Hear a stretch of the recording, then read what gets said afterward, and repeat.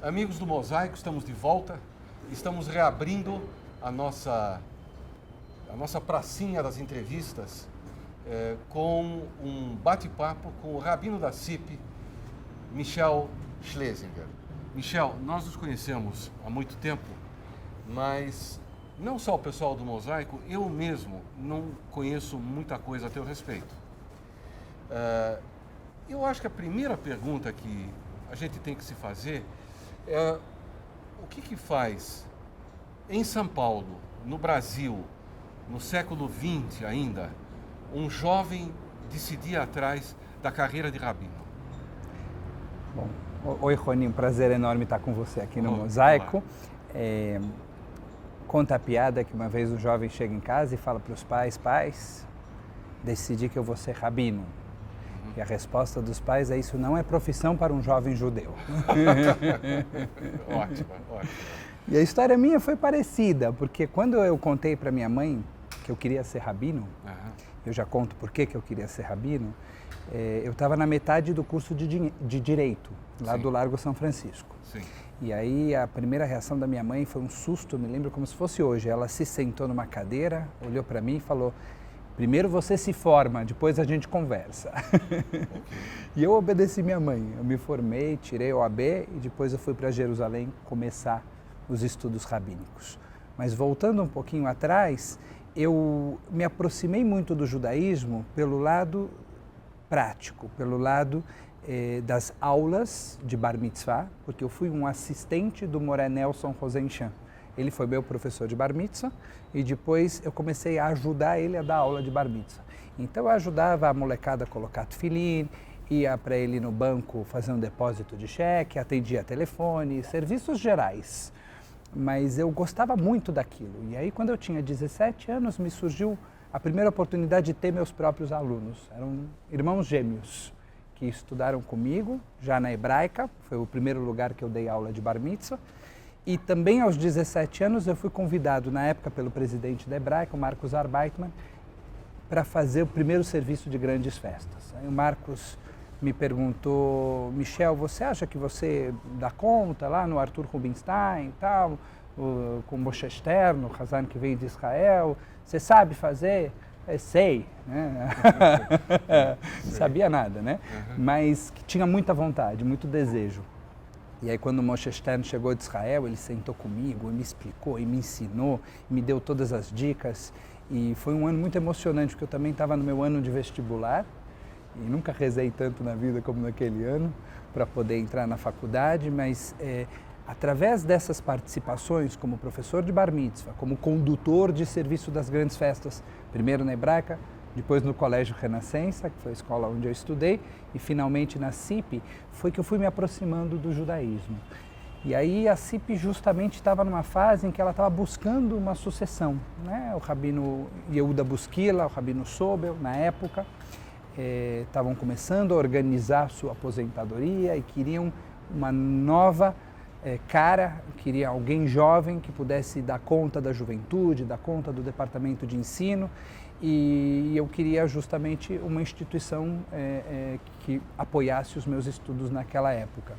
E foi o casamento perfeito, né? A CIP precisava dessa renovação, eu precisava de apoio, eu tinha uma história antiga com a CIP, meu bar mitzvah foi lá, desde pequeno eu frequento a CIP, e com o apoio da CIP, então, eu fui para Jerusalém, depois que eu terminei a faculdade de Direito, como minha mãe exigiu.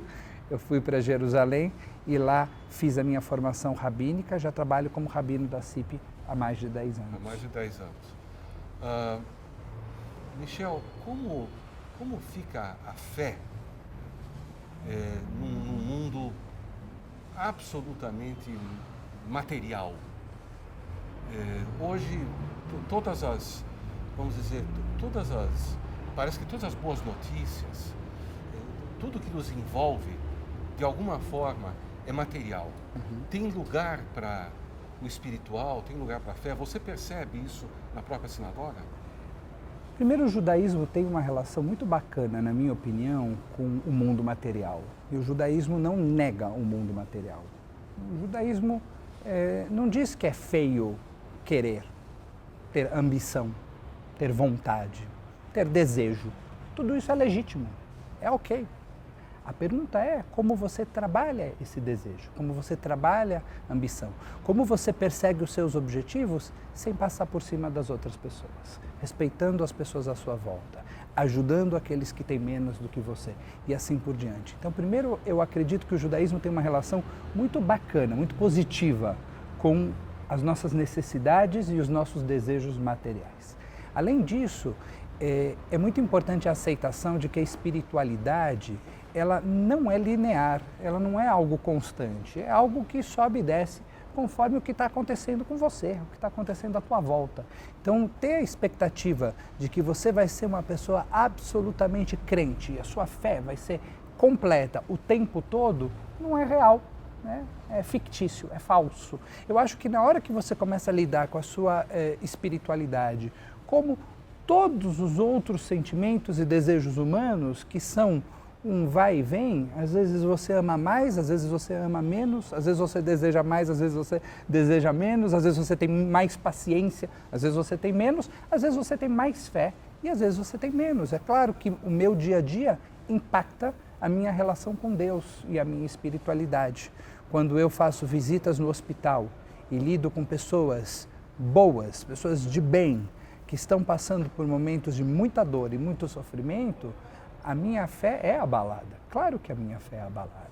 Em outros momentos, eu vejo seres humanos ajudando as pessoas com uma generosidade, com uma bondade fora do comum, então a minha fé é reforçada. E assim por diante, aquilo que está acontecendo à minha volta impacta na minha fé.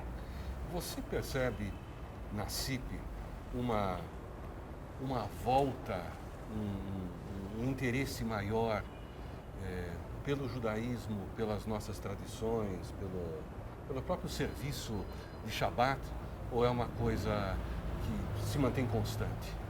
Eu sinto um interesse muito grande, eu sinto um interesse por judaísmo, eu sinto interesse por um judaísmo inteligente, um judaísmo crítico, por um judaísmo capaz de mostrar diversas respostas para a mesma pergunta. Isso me deixa muito feliz, me deixa muito estimulado, né? Porque eu acredito que existem pessoas que ainda pensam que é possível haver uma só resposta para cada tipo de pergunta. E isso é muito pouco judaico, porque quando você vai para as fontes judaicas clássicas, você abre qualquer página do Talmud, você vê que uma pergunta tem diversas respostas. Então, quando eu encontro pessoas na minha congregação que questionam, que perguntam, que investigam e que estão dispostas a receber diversas respostas para a mesma pergunta, eu fico muito satisfeito, eu fico muito feliz, porque eu acho que essa é a cara do judaísmo, pelo menos a cara do judaísmo que eu acredito. Qual é o teu desafio como rabino daqui para frente? Nós estávamos conversando antes da gravação, o rabino foi fazer lá um curso nos Estados Unidos, que eu vou, de uma maneira assim grosseira, dizer que se trata de administração de sinagoga. É um pouco mais complicado que isso, mas é uma visão essencialmente prática, bem americana, de tratar disso. Como você enxerga o futuro da sinagoga, Michel? Eu acredito que o rabino cada vez mais pode e deve se envolver no dia a dia administrativo da sua comunidade, da sua congregação. Porque claro que a congregação não é uma empresa, né? A congregação é um lugar que se trabalha espiritualidade, que se trabalha convívio social, etc.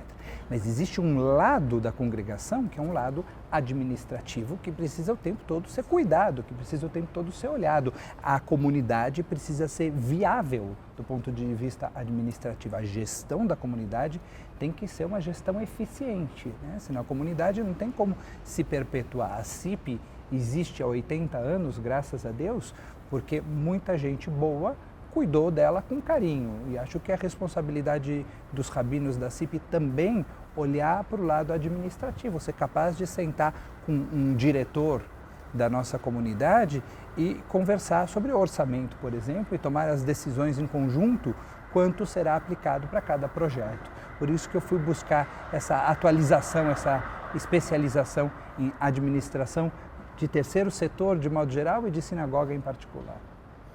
Michel, eu não tenho tanto tempo poder... Eu gostaria de conversar horas aqui, mas não tenho esse tempo. O mosaico é muito curtinho. Eu queria te agradecer o tempo que você separou para conversar com os telespectadores.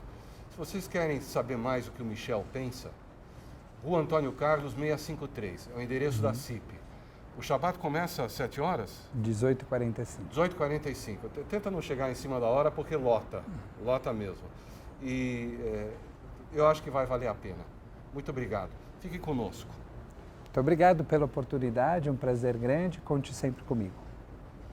Mosaico volta já já.